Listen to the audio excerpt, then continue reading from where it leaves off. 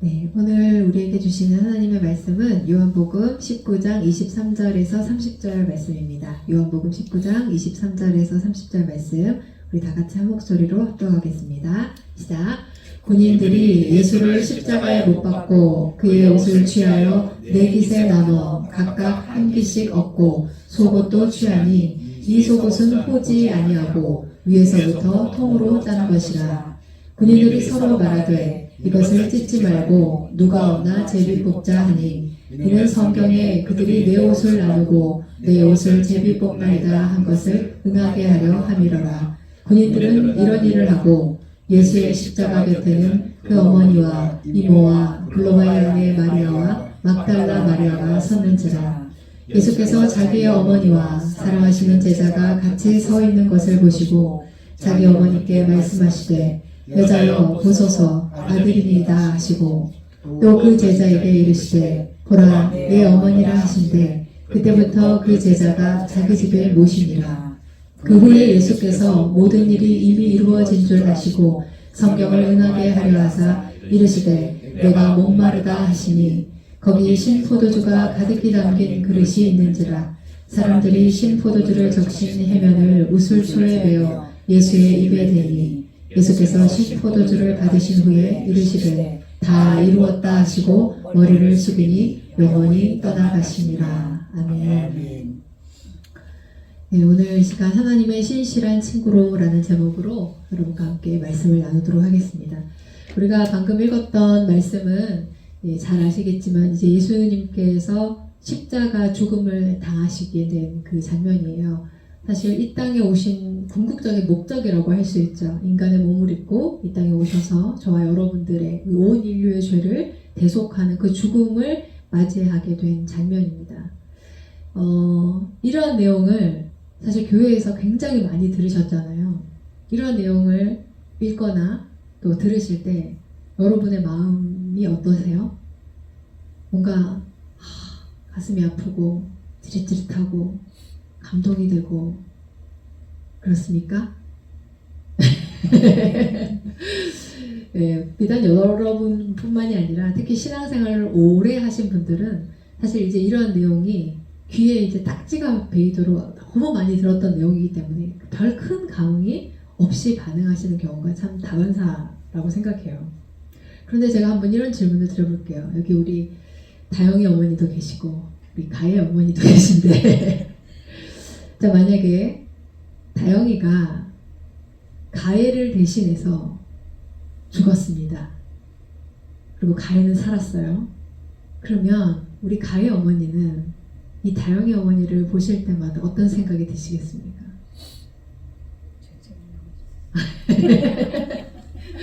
너무너무 미안하고 또 너무너무 고맙고 한 1년 정도? 네, 그렇죠. 평생 그 아이를 볼 때마다 이 아이를 살리기 위해서 죽음 당한 우리 다영이가 생각나고 무엇보다 이 아이를 잃는 슬픔을 겪은 다영이 어머니의 아픔을 계속 마음에 지고 가지 않겠습니까? 너무너무 고마운 사람, 너무너무 내 생명의 은혜. 사실 내 자식을 구했다는 건 내 목숨을 구한 거나 다름없으니까요. 근데 왜 우리는 이 예수님의 죽음에 대해서는 왜 그렇게 반응하지 않느냐는 거예요. 저는 부모가 되고 나서 그런지 사실 당사자가 겪는 죽음, 예수님께서 직접 당하신 그 희생과 그 헌신에 대해서도 물론 너무너무 귀한 것이지만 이것을 지켜봐야 했던 그 아버지 하나님의 심정에 대해서 좀 더 공감이 되더라고요. 그것을 그대로 허락하셔야 했던 아버지의 그 찢어지는 심정을 우리는 너무 아무렇지 않게 그냥 무덤덤하게 대하며 살고 있지 않는가 그런 생각을 해보았습니다.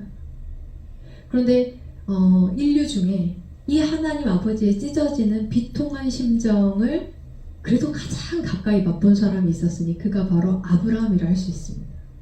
창세기 22장에 보면 하나님께서 아브라함에게 네 독자 이삭을 죽여서 번제로 드려라 라는 명령을 내리시거든요.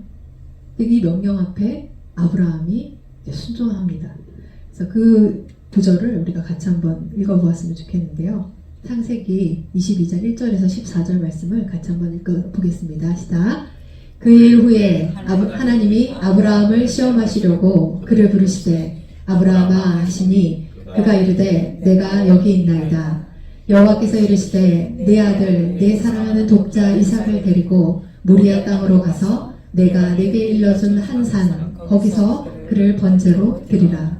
아브라함이 아침에 일찍이 일어나 나귀의 안장을 지우고 두 종과 그의 아들 이삭을 데리고 번제에 쓸 나무를 쪼개어 가지고 떠나 하나님이 자기에게 일러주신 곳으로 가더니 제3일에 아브라함이 눈을 들어 그곳을 멀리 바라본지라. 이에 아브라함이 종들에게 이르되 너희는 나귀와 함께 여기서 기다리라. 내가 아이와 함께 저기 가서 예배하고 우리가 너희에게로 돌아오리라 하고 아브라함이 이에 번제나무를 가져다가 그의 아들 이삭에게 지우고 자기는 불과 칼을 손에 들고 두 사람이 동행하더니 이삭이 그 아버지 아브라함에게 말하여 이르되 내 아버지여 하니 그가 이르되 내 아들아 내가 여기 있노라. 이삭이 이르되 불과 나무는 있거니와 번제할 어린 양은 어디 있나이까. 아브라함이 이르되 내 아들아 번제할 어린 양은 하나님이 자기를 위하여 친히 준비하시리라 하고 두 사람이 함께 나아가서 하나님이 그에게 일러주신 곳에 이른지라. 이에 아브라함이 그곳에 제단을 쌓고 나무를 버려놓고 그의 아들 이삭을 결박하여 제단 나무 위에 놓고 손에 내밀어 칼을 잡고 그 아들을 잡으려 하니 여호와의 사자가 하늘에서부터 그를 불러 이르시되 아브라함아 아브라함아 하시는지라. 아브라함이 이르되 내가 여기 있나이다 하매 사자가 이르시되 그 아이에게 내 손을 대지 말라. 그에게 아무 일도 하지 말라. 네가 내 아들 네 독자까지도 내게 아끼지 아니하였으니 내가 이제야 내가 하나님을 경외하는 줄을 아노라. 아브라함이 눈을 들어 살펴본즉 한 순양이 뒤에 있는데 뿔이 수풀에 걸려 있는지라. 아브라함이 가서 그 순양을 가져다가 아들을 대신하여 번제로 드렸더라. 아브라함이 그 땅 이름을 여호와 이레라 하였으므로 오늘날까지 사람들이 이르기를 여호와의 산에서 준비되리라 하더라. 아멘. 자, 내용은 그렇습니다. 이 100세 때에 얻은 아들이에요. 저는 35에 결혼해서 첫째를 그 다음에 이제 36에 낳고요. 둘째를 40에 낳았는데 지금 시대로 치면은 뭐 노산이지만 아브라함에 비하겠습니까? 그죠? 그리고 저는 아이를 갖는데 그렇게 어려움을 겪지 않았어요. 이렇게 마음 먹었을 때 하나님께서 그때그때 주셨는데 아브라함은 너무 긴 기다림을 가졌다가 얻은 아들이거든요. 그러니까 아들이라기보다는 지금 이제 할머니 할아버지들이 손자 손녀를 대하는 그런 넓은 마음의 사랑이 그에게 쏟아졌지 않았을까 싶어요. 보통 이제 젊은 부모들은 좀 아직 젊은 혈기가 살아있고 그래서 막 다그치기도 하고 막 이러지만 그 할머니 할아버지들은 좀 이렇게 깊은 사랑을 용납하는 그런 사랑을 많이 베풀잖아요. 그러니까 이 아브라함이 이삭을 향한 그 사랑은 좀 더 하나님의 사랑에 더 가까운 그런 온전한 사랑이 아니었을까 이렇게 추측할 수 있는데요. 어쨌든 그렇게 중요한 자신의 봄을 이루었던 그 이삭을 이제 바치라 라고 얘기했다는 거예요.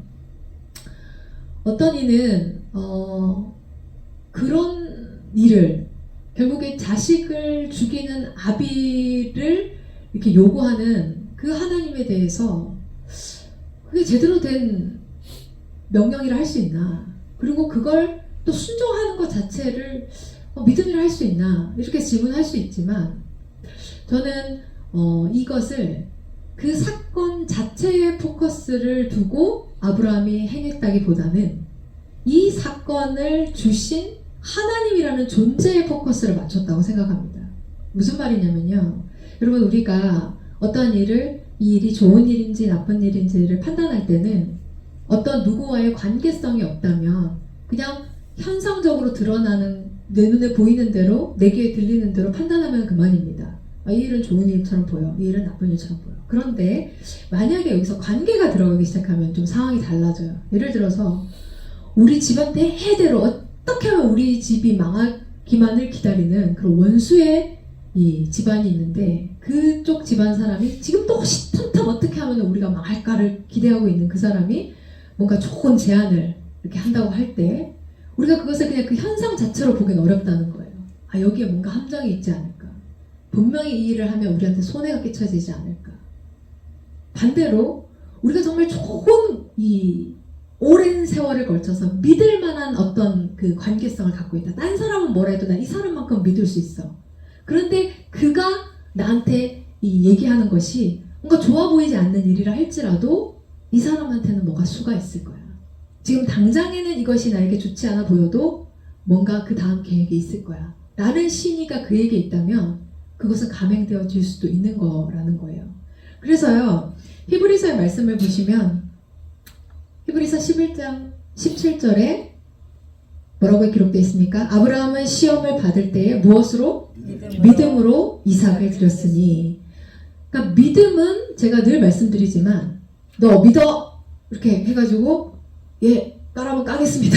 이렇게 하는 게 믿음이 아니라 믿음이란 것은 오랜 시간 그리고 시간만 흘렀다고 되는 게 아니에요. 깊이 있는 인격적인 경험치를 가졌을 때 아, 나는 그 존재를 믿을 수밖에 없어요 라는 결론이 나오는 것이거든요. 근데 이 믿음을 아브라함이 가졌다는 거예요.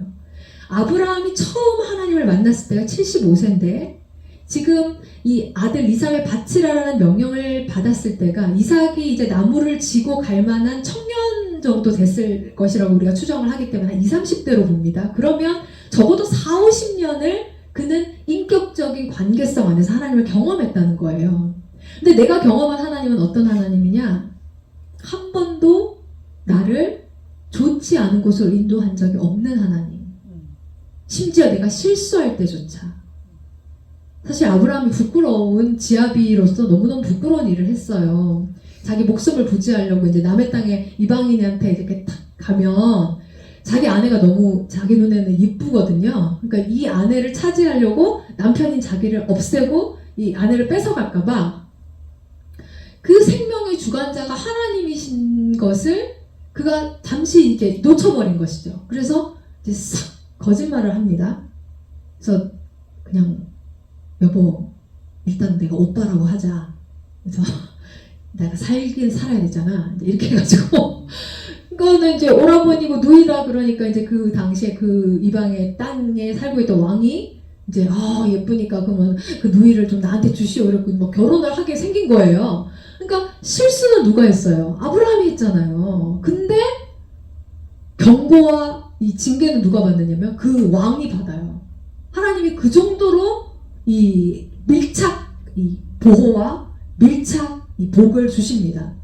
나에게 소속된 아브라함이라고 하는 이 하나님 나라 백성이 누리는 그 특권을 정말로 그의 인생에 맛보게 하세요. 그래서 그 이방 왕한테 막 꿈으로 현몽하시기도 하고 말씀하셔서 왜 그걸 처음부터 말을 안 했어요? 이러면서 막 좋은 막 재물들까지 막 내주면서 그러니까 자신이 이제까지 걸어온 그 모든 인생의 경험치 속에서 확고한 믿음이 있는 거예요. 내가 아는 하나님은, 내가 이제까지 경험한 하나님은 내 아들을 나에게서 뺏어가서 그 피 흘리는 처참한 광경을 나에게 허락할 리가 없는 하나님이에요. 그분이 하라고 하신 그 일 다음에는 분명히 내가 알지 못하는 좋은 일이 기다리고 있을 거예요. 근데 그게 뭔지는 확실히 몰라요. 근데 나는 그냥 그분의 존재를 믿어요. 나는 그분을 확실히 알거든요. 근데 이 믿음이 결국에 그가 아들을 향해서 칼을 내빼는 자리까지 가게 할 수 있었다는 거예요. 그 중에서도 사실 가장 확실한 그가 이제까지 인생 가운데 경험한 하나님의 인격적인 경험치, 이 대표적인 사건이라 할 수 있는 것, 너에게 자손을 줄 텐데, 처음 이제 창세기 12장에 나오는 말씀이에요. 내가 너로 큰 민족을 이룰 거야. 지금 아들 하나도 없는데, 자식 하나도 없는 할아버지 이제 75세 노인에게 내가 너한테 자식을 줄 건데, 네가 큰 민족을 이루고 천하 만민이 너를 통해서 복을 받게 될 거야. 이런 약속을 주신단 말이에요. 처음에는 되게 헛된 말처럼 들릴 수 있죠. 그런데 계속해서 이 약속이 뭔가 단시간 내에 이루어지지 않으니까 25년이 지나서 이루어졌기 때문에 이게 희미해질만 하면 계속해서 말씀해 주시는 거예요. 아브라함 일로 와 봐봐. 너 여기 바닷가에 모래 셀 수 있어? 한번 세봐. 하나 둘 셋. 아유 못 세겠는데요. 그치? 네 자손이 이렇게 될 거야. 너 이렇게 와봐봐. 너 하늘의 별 더 셀 수 있어? 지금 막 공해 때문에 잘 안 보이죠. 그때 얼마나 많았겠어요? 아, 좀 너무 못 세겠어요. 그래, 네 자손이 하늘의 별처럼 그렇게 수많은 이 민족이 될 거야. 그의 마음속에 계속해서 소망을 불어넣으셨는데 진짜 100세에 살아는 생리가 끊어졌다 했거든요. 그러면 인간적으로 모든 가능성이 다 닫혀졌을 때 하나님은 자기가 뱉은 말을 지키시는 것을 그가 경험했잖아요.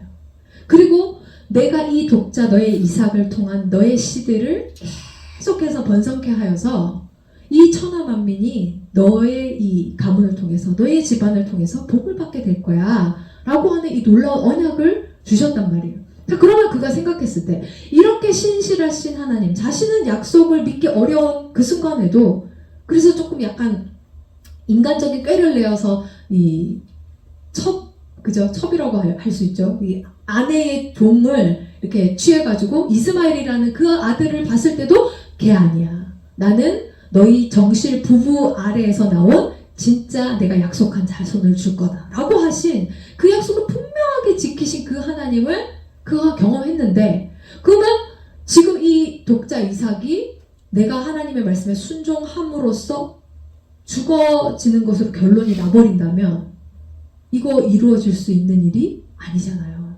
그러니까 분명히 이걸 요구하실 때는 그 다음 스텝이 하나님께는 있을 것이다 라는 그 믿음이 있었다는 거예요. 구체적으로는 알 수 없지만. 그러니까 사실 뭔가를 내가 다 보여줘서 믿는다. 사실 그건 믿음이 아니죠.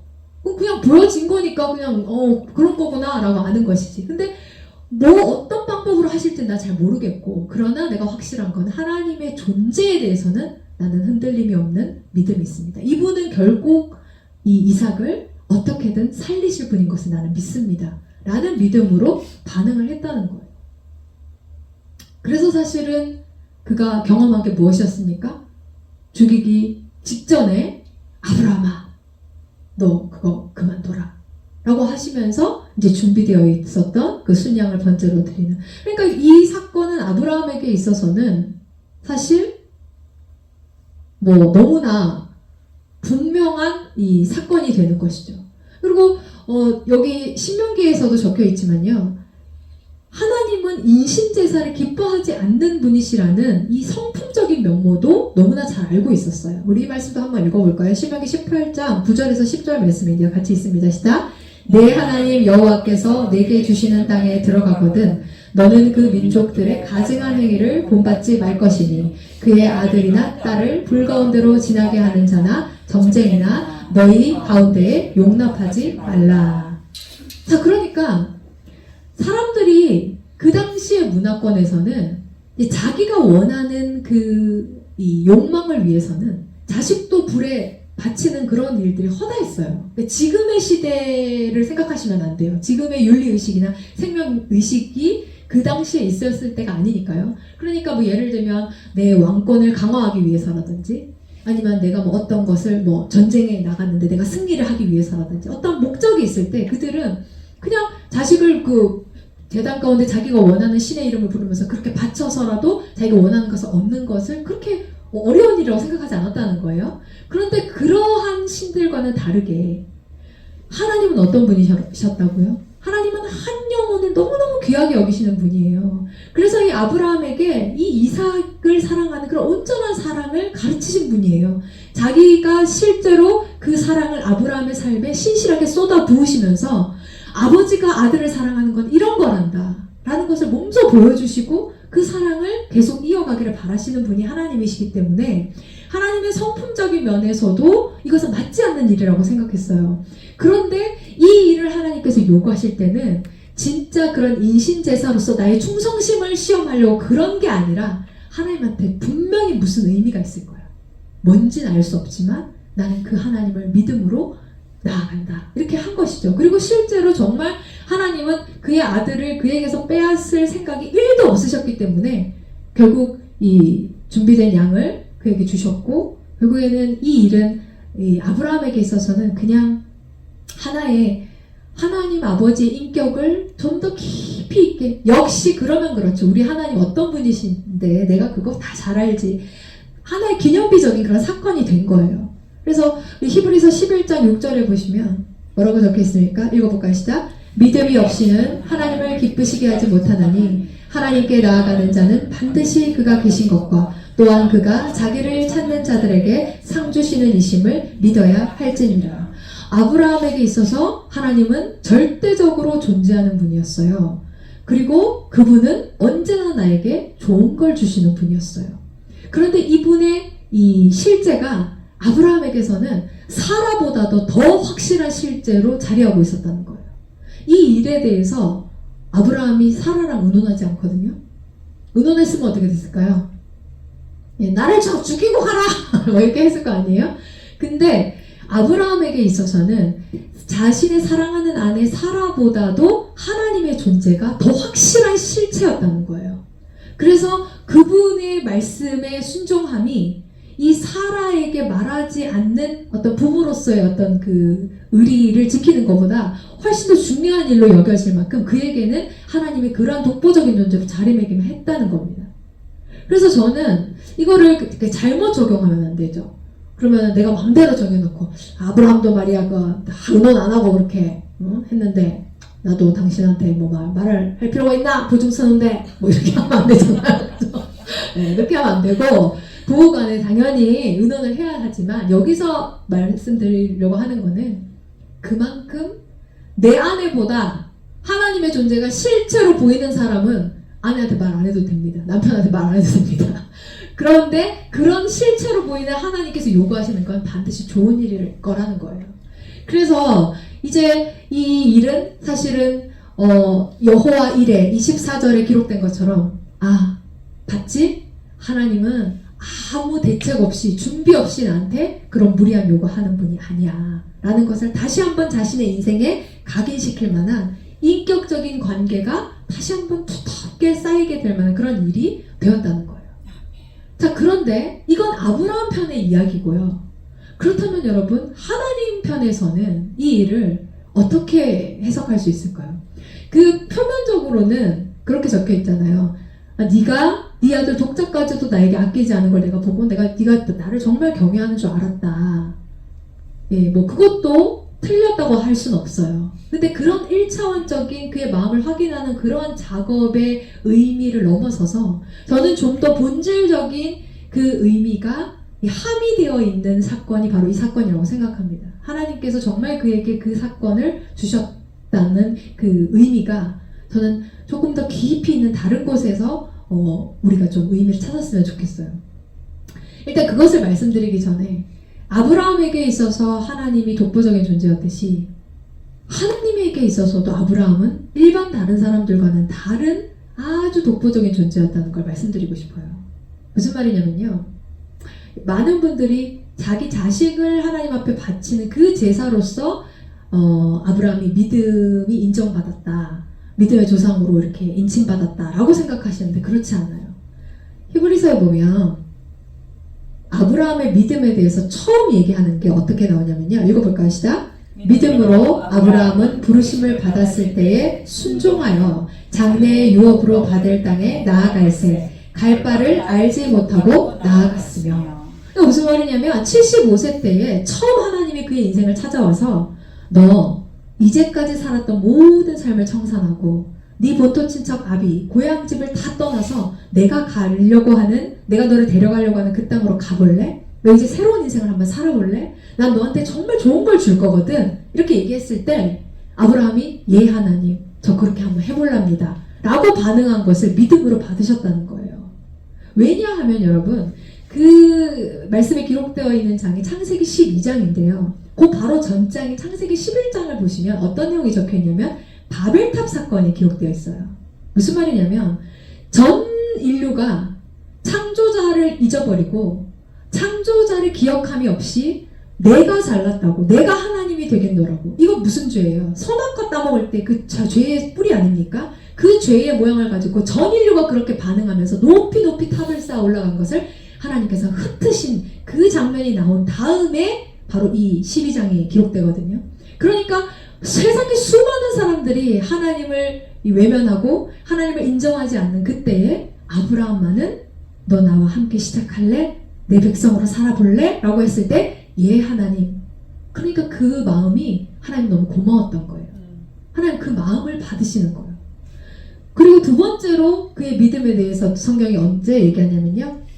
아까도 제가 말씀드렸지만 아브라함의 어떤 믿음을 더 이렇게 사기를 진작시키기 위해서 하늘의 별을 보여주시면서 말씀하셨다 했잖아요. 그때 아브라함이 여호와를 믿으니 여호와께서 이를 그의 의로 여기시고, 지금 아브라함 편에서 보여드린 건 마음이에요. 하나님은 우리의 마음을 원하세요. 그러니까 어떤 행동이 나온다는 건 그 마음에 기인한 행동이 나오기 때문에 그걸 기뻐 받으시는 거지. 그러니까 헌금이란 것도 그렇잖아요. 하나님이 돈이 없어서 헌금을 달라 하시겠습니까? 그러나 여러분 돈에 마음 안 가 있는 사람이 어디 있겠어요? 근데 내가 돈을 하나님 앞에 기꺼이 드린다는 건 무슨 말이에요? 너 나 사랑하는구나 이 말이잖아요. 그래서 연인끼리 자기 나 사랑하는데 왜 백을 안 사줘? 이렇게 얘기하잖아요. 그러니까 하나님께서는 언제나 우리 중심을 보시는 거예요. 그래서 처음에 아브라함이 따라 나섰을 때 너 진짜 나 믿어줬구나. 그래 너 진짜 멋지다. 나 진짜 너는 나한테 독보적인 존재다. 일반 다른 사람하고 비할 수 없다. 그리고 내가 너한테 약속을 줬는데 아이고 제가 할아버지인데 무슨 아들을 낳습니까? 이렇게 반응하지 않고 하늘의 별을 보면서 아 하나님 정말 주실 건가 보다. 믿어줬구나. 고맙다. 하나님께는 그의 존재가 너무너무 귀한 존재였어요.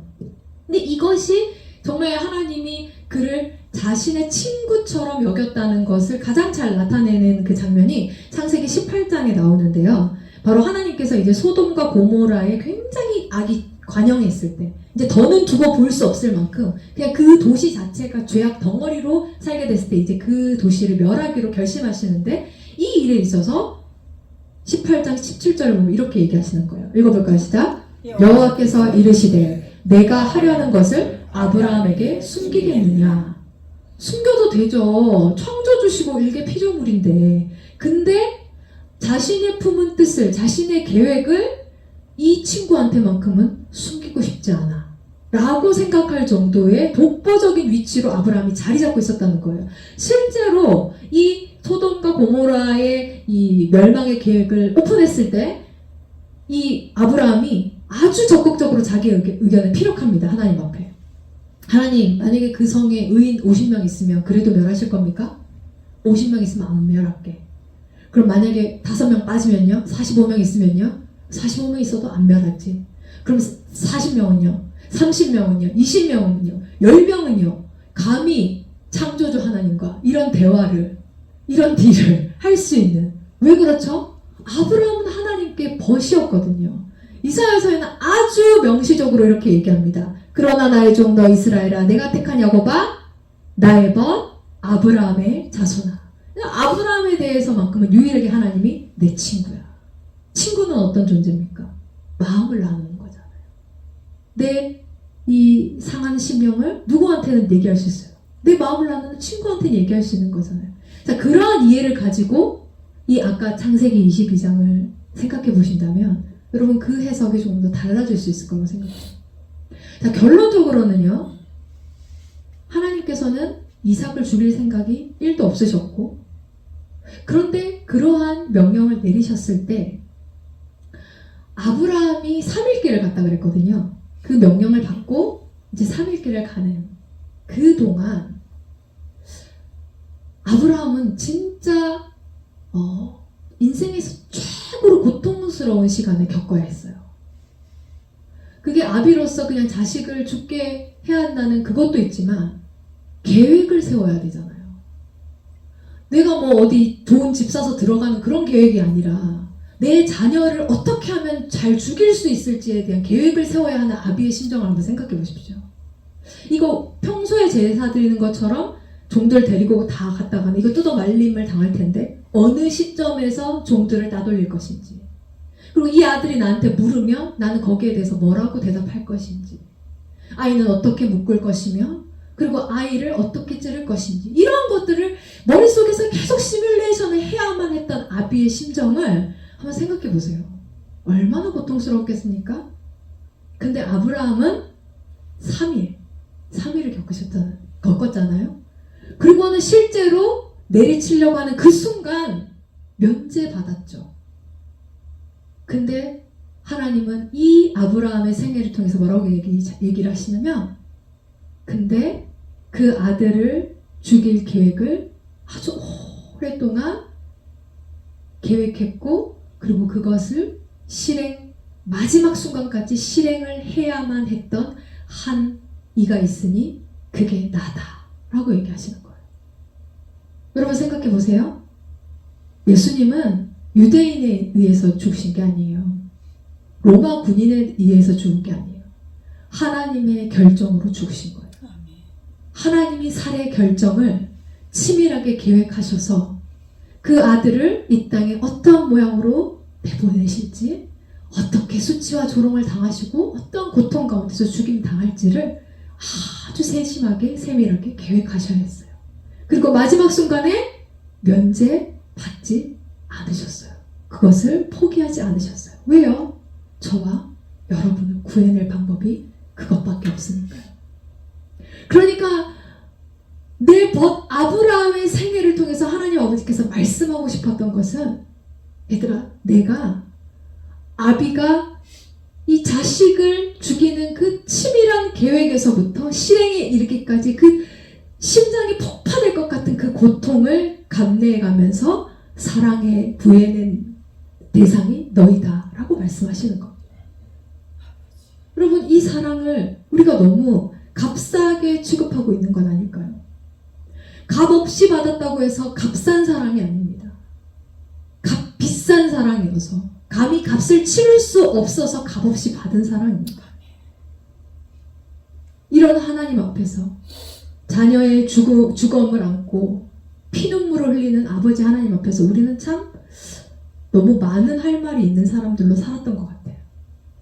뭐 그렇게 불평이 많고, 뭐 그렇게 원망이 많고, 뭐 그렇게 억울한 게 많고, 서운한 게 많고, 나 때문에 아들을 잃은 하나님 앞에서 우리 그 모든 말들은 사라질 수 있어야 되는 건 아닐까요? 그러고 나서 그냥 하나님 감사해요. 하나님 생각하면, 우리가 그렇잖아요. 아까도 제가 잠깐 우리 성도님들의 자녀를 통해서 예를 들어드렸지만, 나를 살리기 위해, 혹은 내 자녀를 살리기 위해 죽임당한 그 아들을 둔 그 부모가 뭐 하나 부탁하면 그거 들어주기 힘들까요? 뭐든 다 들어주고 싶지 않겠습니까? 하나님께서 우리에게 정말로 어떤 심한 것을 요구하셔도 사실 우리로서는 하고도 남지요, 하고도 나와요, 그렇게 얘기할 우리들인데, 우리는 너무나 핏대 높여서 내 권리를 주장하고 내 할 말을 하고, 그렇게 믿지 않는 사람들처럼, 마치 그 은혜를 전혀 모르는 세상 사람들처럼 살아온 시간들이 너무 많았지 않았나 돌이켜봅니다. 사랑하는 하복교회 성도 여러분, 하나님 아버지 심장이 터지셨습니다. 그 계획을 시작하기 전부터, 계획하는 그 단계부터 하나님의 심장은 갈기갈기 찢어지셨어요. 언제라도 멈출 수 있는 그 계획을 끝까지 실행에 옮겨내기까지 하나님이 어떤 사랑을 우리에게 퍼부어 주셨는지 우리가 기억했으면 좋겠습니다. 그리고 억울한 마음이 들 때, 서운한 마음이 들 때, 분노가 들 때, 그럴 때마다 우리 자신을 그 아들을 잃으신 하나님의 그 마음 앞에 세워봤으면 좋겠어요. 그 하나님의 이 아들의 죽음을 안고 눈물 흘리시는 그 앞에서 우리가 할 수 있는 말만 할 수 있는 하복교회 성도들이 됐으면 좋겠습니다. 찢어지는 아버지의 심장 앞에서 할 수 있는 행동만 하는 그런 우리 하복교회 성도님들 되시기를 주의 이름으로 간절히 축원합니다.